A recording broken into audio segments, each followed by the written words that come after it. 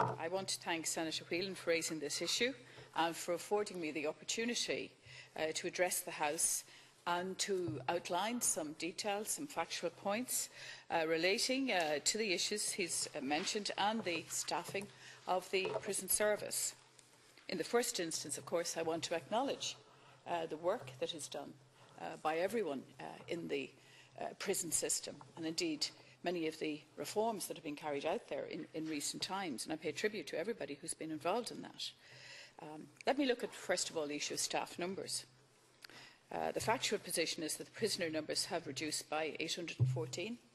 That's 18% since February 2011. We've had a 3% reduction in prison staff over the same period. And as I said, over the last 4 years, I do accept the point that significant reform has been implemented in the prison service. And that has served to modernise the service. Anyone visiting our prisons can see that.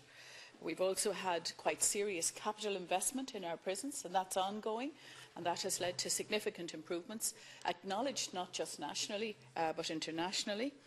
And the goal has been to modernise the service so that it operates in the most effective and efficient way possible, and also has allowed the service to operate with reduced staffing levels, but still ensure the safety of all prison service personnel. And I'll say something further on that shortly.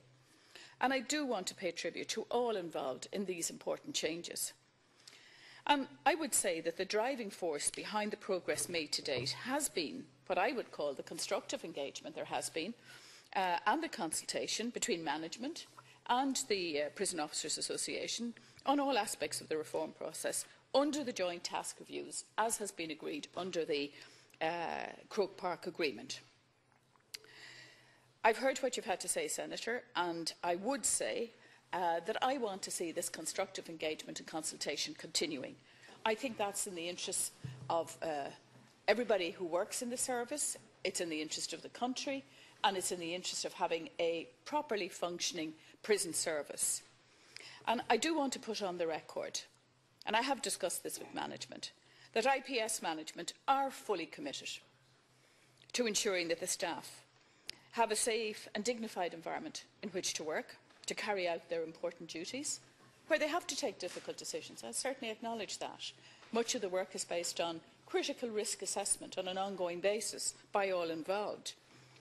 And I do want to point out that a very key commitment in the strategic plan of the Irish Prison Service for 2012 to 2015 is called the Dignity of Work programme, and that was a major change programme concerned with improving the workplace to the benefit of staff, as I said.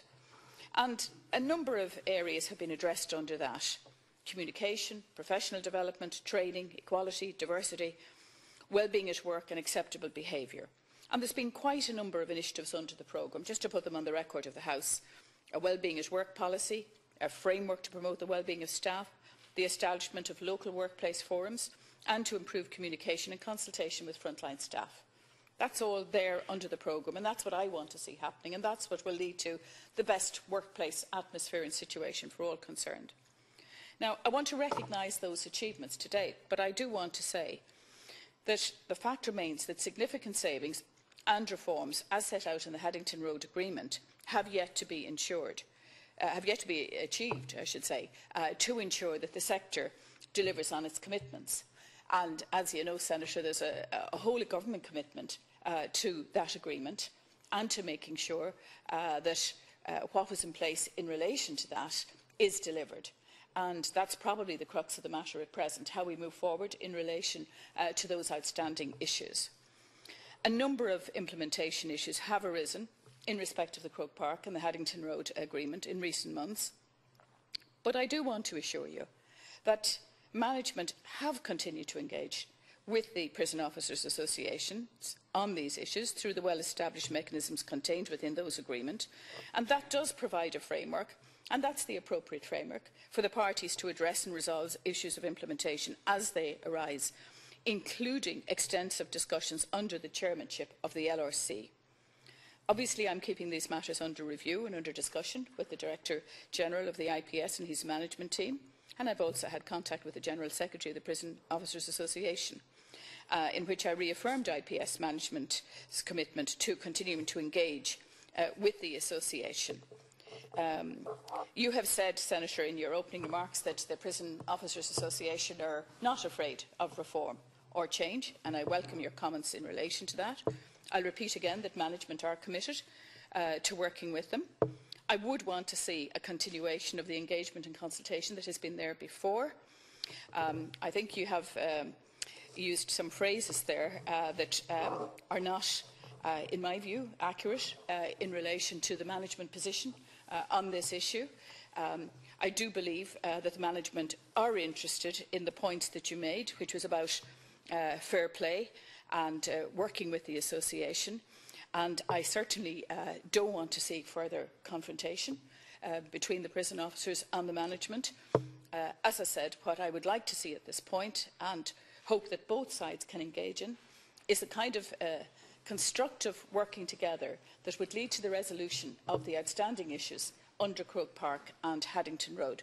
But I thank you for giving me the opportunity to raise the issue and to outline the situation as I see it from the perspective that I have at present. Question, Senator. Briefly, Cathaoirleach. Minister, I absolutely have every confidence in you, and I absolutely trust your bona fides and your perspective in the matter. I would urge you at the earliest opportunity to maybe have a direct meeting yourself with the POA. I agree I use strong language, but I do not do so lightly. It is informed by ongoing representations I'm receiving from prison officers in Portlaoise and across the country. And in some cases, and I don't want to be inflammatory about it, they are fearing for their lives, such as the atrocious and dangerous and violent character of the prison regime as it has now become. A reduction in prisoner numbers is not of itself the issue. I accept, Minister, your bona fides, and I'm heartened to hear that you are committed to ongoing consultation and change by negotiation, because the POA do not get that sense from elements within the Irish Prison Service at this juncture, and that trust has broken down and needs to be restored, Minister. Thank you. Well, I would repeat what I said, that I would urge, and hopefully in your work with the representatives that you speak of, Senator, that you would also encourage the Prison Officers Association, to continue to work in a collaborative manner, because I believe that is the way forward. I think, I'll be very straight with you, I think some of the language that you have used is very strong and is not reflective of the management position, in the sense that the management are committed to that consultation and that discussion in relation to the outstanding issues. And as I say, I do think it's extremely important that they continue working together to deal with the outstanding issues. I believe they can be dealt with. In relation to the safety of prison officers, there was an incident recently, and I do want to place on the record of the House that the safety of and security of staff in the prison service is of paramount concern to me. I've asked for a full report on that incident, and I will be reviewing that report when I get it, to see if there are any extra recommendations or actions we can take to make sure that we have the appropriate security measures for all of the staff. Thank you, Minister.